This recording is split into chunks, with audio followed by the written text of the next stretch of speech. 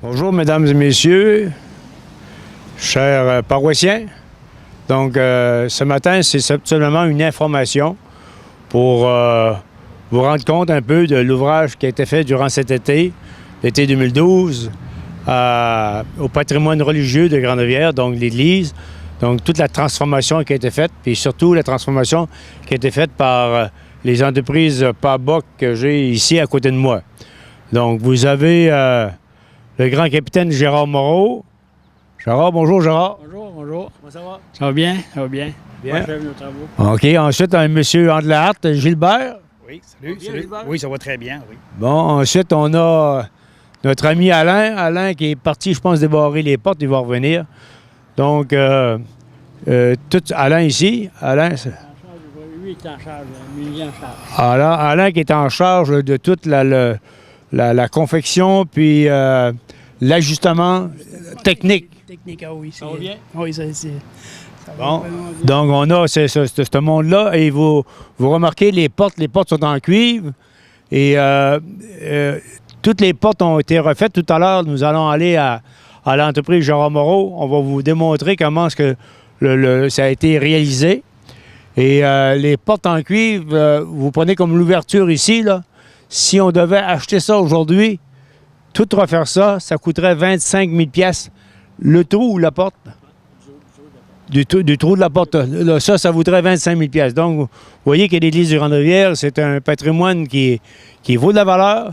Puis en passant, mais ça vous appartient. OK? Mais les dettes vous appartiennent aussi. Alors, aidez-nous. OK? Donc, il y a la dîme, là, ça vous appartient, mais c'est un joyau. Puis, comme on dit dans une famille, hein, si on est 6, 7 dans la famille, nos pères nous ont appris, il faut contribuer. Hein? Il faut contribuer. Donc, tout le monde contribue, puis c'est formidable. Et vous remarquez que la porte est facilement ouvrable. Donc, on n'a plus à peine à développer la musculature pour ouvrir la porte. Ça s'ouvre facilement. Elle se ferme facilement. Puis, on a ajouté, vous avez remarqué qu'on a ajouté des barres paniques. En tout temps, si l'église est barrée, en tout temps, donc le personnel, les personnes peuvent sortir, puis il appuie sur la barre panique et ça ouvre. Puis vous remarquez aussi, il y a des loquets, donc ces petits loquets-là, là, c'est tout en brasse, ça vaut énormément cher. Puis vous prenez comme une petite feuille comme ça aujourd'hui, ça se vend combien, Gérard? Ça vaut environ 20 pièces morceau. 20 pièces morceau, hein, une petite feuille ici, là. Et puis vous remarquez qu'il y en a pas mal. Puis les grands morceaux, ben là, c'est un prix inestimable. Elle vaut 1000 pièces, ça. Donc cette barre panique-là qu'on appelle, là, ça vaut 1000 pièces qui est installée sur les portes. Puis le patrimoine religieux, on n'avait pas le choix. Il fallait l'installer pour la sécurité. Puis vous remarquez que ces portes-là aussi vont être pour l'hiver. Donc on va probablement sauver du chauffage énormément, parce que c'est ajusté avec précision. Puis l'air ça va être difficile à l'air de passer ici, d'entrer dans l'église. Donc, si on remarque aussi, là, on a mis des balais dans les portes intérieures ici. Là. On a mis des balais aussi. Donc, il n'y aura plus de laine minérale qui va être traînée sur le plancher. Là. On a mis des balais pour empêcher que l'air froid rentre dans l'église. Donc, oui, et puis il y a des coupes-froids, c'est des coupes-froids intérieurs. Puis toutes les portes sont manipulées aussi avec des cylindres, des nouveaux cylindres. Donc tout ça fonctionne très bien. Et vous voyez là, que la porte se referme facilement. Donc, nous allons aller il nous reste une dernière porte. Toutes les portes ont été installées. Toutes les portes ont été reconstruites. Et on va aller vous montrer la porte de l'Ouest qui reste à terminer cette année. Puis on va vous montrer comment ça s'est fait. Puis en passant ici, là, on a à l'intérieur ici, je ne sais pas si on peut le voir là-bas. On peut-tu le voir là-bas? Oui, donc tous les décors en stainless ont été rajoutés. Et donc, je vous ai sûrement informé qu'on avait des dépassements de coûts. C'est parce que les cadres qu'on avait avant, ils étaient en acier. Et c'était tout rouillé. Et quand on a entrepris de faire les portes, il était temps de les refaire parce qu'il y en a une même qui était à la veille de tomber. Quand vous l'avez arrachée, vous avez à la tomber quand vous l'avez arrachée. Donc, c'est en stainless, avec le stainless avec les entreprises Nicolas, là. Donc, ça a coûté une valeur, je pense, d'une dizaine de mille piastres de plus. D'une 10 000 de plus, donc c'est un 10 000 d'extra, parce que dans le plan de l'architecte, c'était en acide seulement, puis on s'est aperçu, on s'est dit, bien là, je vais me mettre en acier, au bout de 10 ans, c'est encore rouillé, c'est encore commencé. Donc là, je pense que les eaux ne feront plus mal lorsqu'ils vont reprendre les portes. Donc, on va les revoir, on va aller voir la manière que ça s'est fait.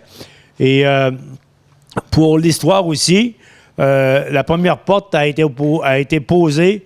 Donc, le début des travaux a commencé au mois d'avril. Et la première porte a été posée dans le début de mai. On va avoir la date exacte plus tard pour l'inscrire dans... Puis, et vous remarquez aussi, avec les entreprises Parboc, il était au-dessus de 100 000 piastres et moins dans la soumission qu'on avait ouverte sur Internet dans toute la province du Québec. Donc, ce sont des artisans de Grande-Rivière. Puis on est fiers du travail qu'ils ont accompli. Donc, on va aller voir la porte de l'Ouest, comment est-ce que ça fonctionne. De nouveau sur l'établissement de l'église, donc vous remarquez que c'est une porte qu'on a placée parce qu'on a arraché là, les autres portes, puis on a passé pour la sécurité, puis en même temps pour contre le vol, etc., pour la protection de l'ameublement. Donc on a posé une porte temporaire, donc tout est arraché et on va aller à la shop de M. Moreau voir le procédé, comment est-ce qu'on fonctionne pour tout éclaircir le cuivre. Et M. Moreau ou les employés vont nous démontrer comment est-ce qu'ils font l'ouvrage. Donc, on se revoit à la shop de M. Moreau. Alors, nous voici de nouveau avec les entreprises Parboc. Donc, dans leur shop, là, je ne sais pas si on peut dire ça en français. Dans l'atelier. Dans l'atelier, oui, c'est le terme français. Donc, dans l'atelier de réparation. Puis... M. Andelart va vous expliquer, vous remarquez ici sur la table, vous avez la porte qui est démanchée, et M. Andelart va vous expliquer la manière qu'on fonctionne et qu'ils ont appris, parce que ce sont des artisans, ils n'ont jamais fait ça. Puis là, à la première porte, là, ils l'ont expérimenté, mais ça a pris beaucoup de temps. Il fallait comprendre le système. Donc, il va vous expliquer en détail comment ça fonctionne, puis comment ils font pour faire revenir le vieux cuivre là, que vous voyez ici, qui est magané pas mal. Donc, on l'a fait revenir un peu. Donc, vas-y, mon cher ami.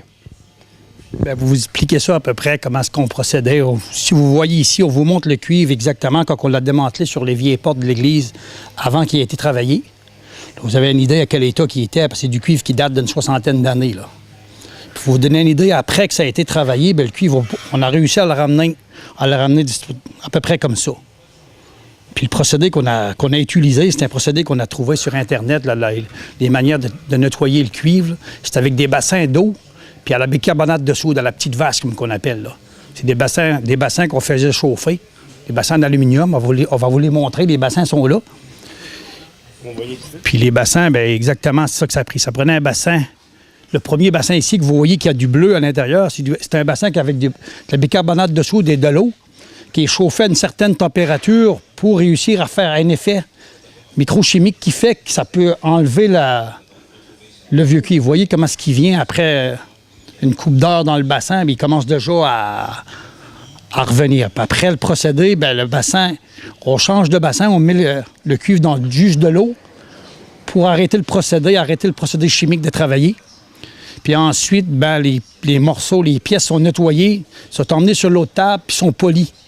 Puis il y a plusieurs heures de polissage pour réussir à les ramener comme vous avez vu là-bas. Puis pour leur garder leur beauté, bien, il faut les vernir. Fait qu'on a réussi à avoir un vernis spécial pour protéger le cuivre pour qu'il reste le plus beau le plus longtemps possible. Le procédé, là, je sais que ça prend du temps.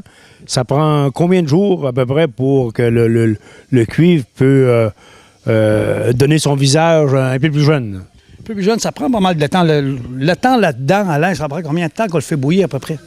À peu près 2 à 3 heures dans l'eau chaude ici, avec le bicarbonate de soude. Après ça, le procédé continue. Là, on le met dans l'eau naturelle pour arrêter le procédé de travailler.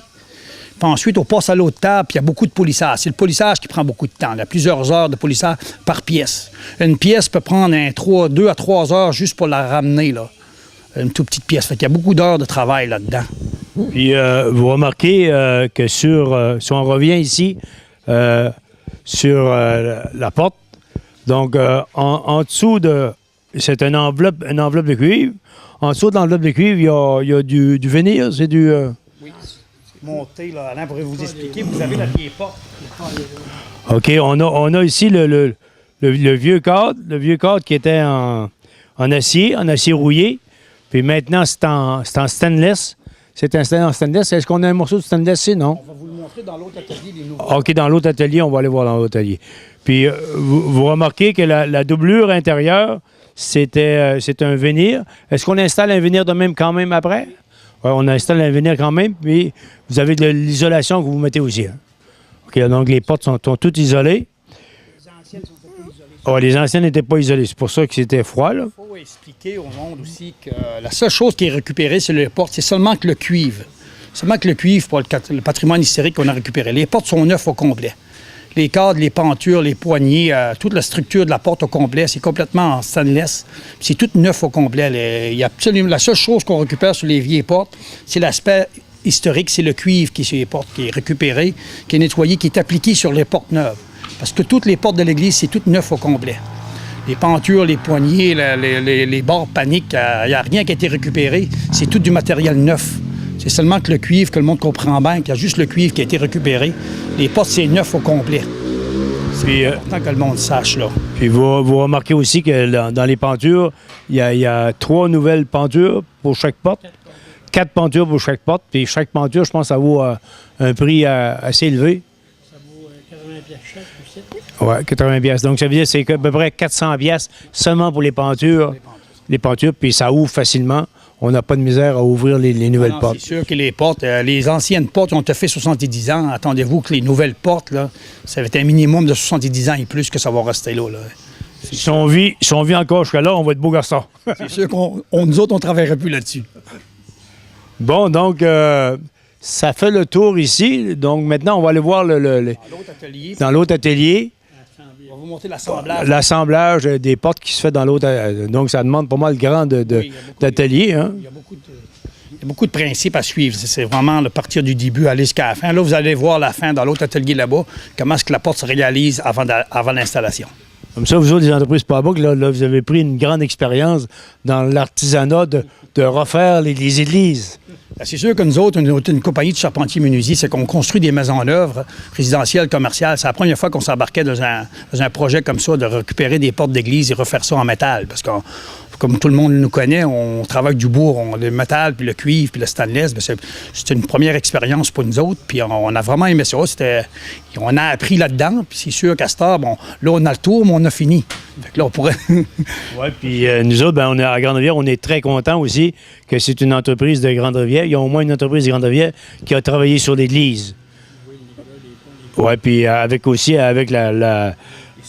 l'aide des soudures Will Nicolas, là. Donc, il est situé, je pense, leur vrai nom, c'est quoi? Leur vrai nom maintenant, c'est Ferblanterie. Non, soudure, ça a resté, je pense, soudure... ça a resté soudure Will Nicolas, par exemple. Oui.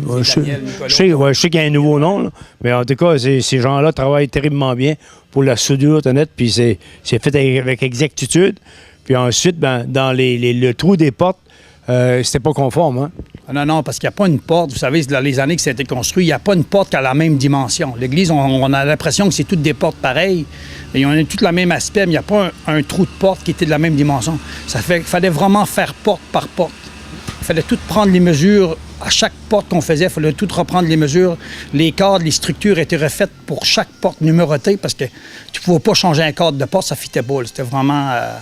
Il fallait vraiment faire porte par porte. C'est ça qui était plus spécial à faire. Fait que, à chaque fois qu'on avait fini une porte, soudure Will Nicolas revenait sur l'église reprendre les mesures pour faire le prochain cadre parce qu'il n'était pas pareil comme le premier. Là. Puis, il y avait toutes des petites différences de hauteur, de largeur. C'est ça qui fait que c'est bien ouvert. On va vous montrer dans l'autre atelier le montage de la nouvelle porte au complet. Donc, on va au nouvel atelier comment est-ce que ça s'est fait. Donc, à tout à l'heure. Alors, nous voilà de retour. Vous avez l'atelier, la construction par bas l'autre bord, un des édifices, l'atelier. Et on revient à ce côté-ci pour vous démontrer comment est-ce que ça s'est fait. Donc, le grand cadre extérieur, ici, là, je vais vous passer M. Andlehart qui va vous expliquer la manière que ça s'est fait. Puis ce cadre-là, là, il était en acier, on l'a arraché de l'église.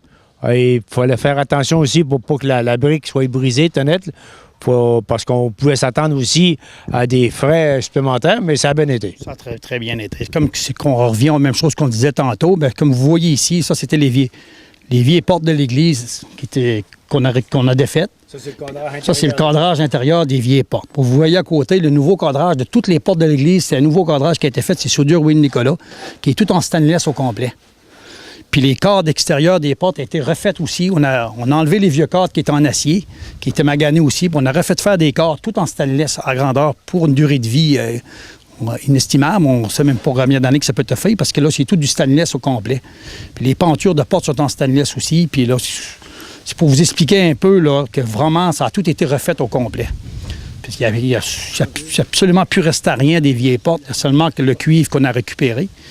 Puis ça peut vous montrer la structure des nouvelles portes. Bien, c'est tout en stainless qui a été exactement monté de cette façon, avec tous les appuis pour les poignées, puis pour les barres paniques et tout. Puis les nouveaux cadres aussi sont isolés. Ils sont tous isolés au styrofoam à l'intérieur pour que c'est plus chaud pour l'église, tout ça.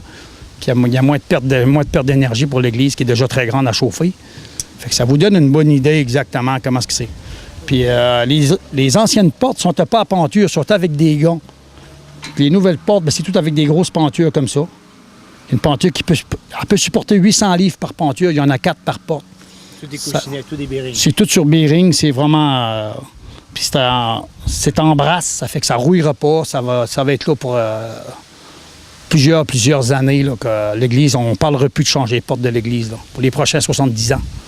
Ça fait que... taxes comprises, c'est aux environs ça va à peu près, avec les taxes, ça va à peu près une centaine de piastres la penture pour vous montrer le prix que ça vaut, ces matériaux-là, parce que c'est des matériaux spéciaux qu'on a commandés. Fait que c'est très long à avoir, puis là, qu'on a réussi à les avoir, bien, c'est vraiment fait, là, c'est selon ce que l'architecte et les ingénieurs nous avaient demandé. On a vraiment suivi exactement ce qu'ils voulaient. Puis qu'est-ce qu'ils voulaient, c'est exactement comme ça que ça a été fait, puis ça va être ça va être pour une prochaine génération, on va changer. Donc, si on résume un peu, donc vous avez le cadrage extérieur qu'on a arraché de l'église. Donc, ça, là, c'était tout pourri, c'était tout rouillé. Donc, on a enlevé ça. Puis les portes étaient prises après ça. Et certaines portes étaient à la veille de tomber. Donc, on les a pris à temps. Puis, vous remarquez, à l'intérieur de la porte, encore une fois, pour résumer, c'était en acier, c'était tout rouillé. Ça, c'est une des meilleures. Il y en a d'autres que c'était en flambeau de Guenille, si on peut dire, là. Puis, et là, maintenant, c'était en stainless. Donc, c'est tout en stainless, ça ne rouillera pas. Donc, on continue pour terminer en dedans, là, à l'intérieur. La table de travail.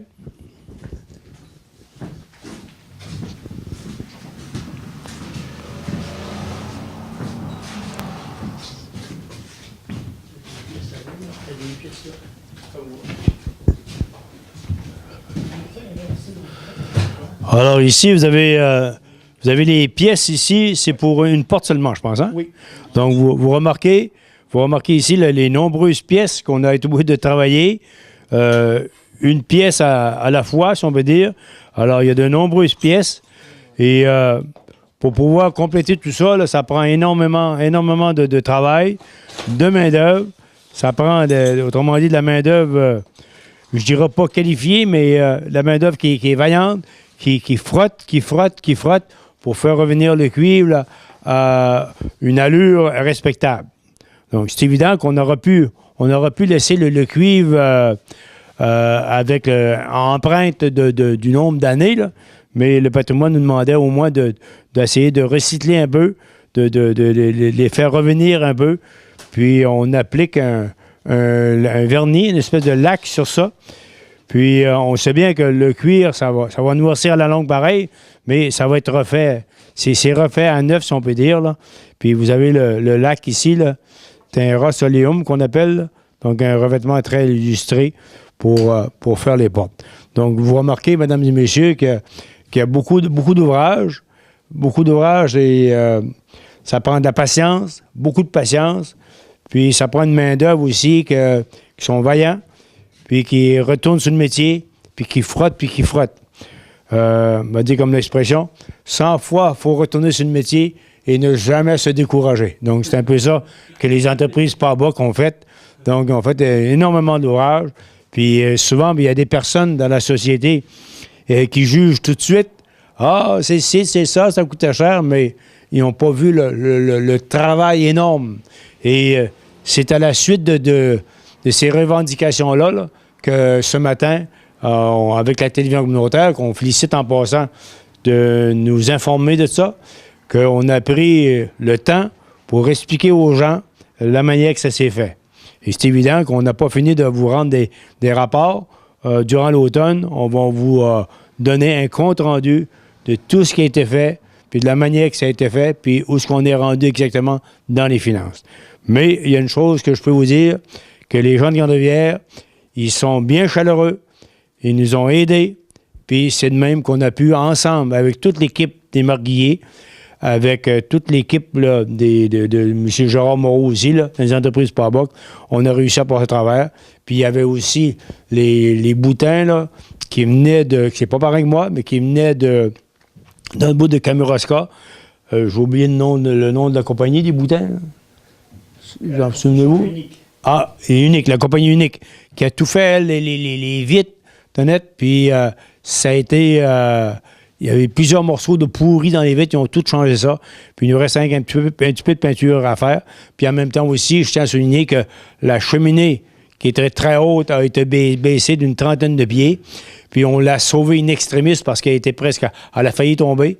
Mais les entreprises uniques, eux autres aussi, c'est des artisans de valeur. Donc, ils ont réussi à nous sauver la cheminée en allant briquer par en dedans. Puis, ils ont refait la cheminée extérieure aussi. Et si vous remarquez, vous passez à l'église, même si vous n'êtes pas à messe, même si vous n'êtes pas catholique ou quoi, venez voir cette œuvre d'art-là, puis venez vérifier les portes, puis venez essayer les portes. Vous allez voir qu'aujourd'hui, on ouvre facilement. Ça ne prend pas de la musculature pour ouvrir les portes. On ouvre facilement. Une petite dame peut ouvrir, un enfant peut ouvrir la porte, puis elle se referme facilement. Donc, encore une fois, je remercie les ateliers des entreprises Parbach de nous avoir prêté du temps, parce que c'est des employés qui sont chers de l'heure aussi. Donc, on a pris leur temps, la télévision communautaire, puis en même temps, je pense que ça a informé les gens. Puis les gens, gênez-vous pas de poser des questions aussi. On est là pour vous répondre.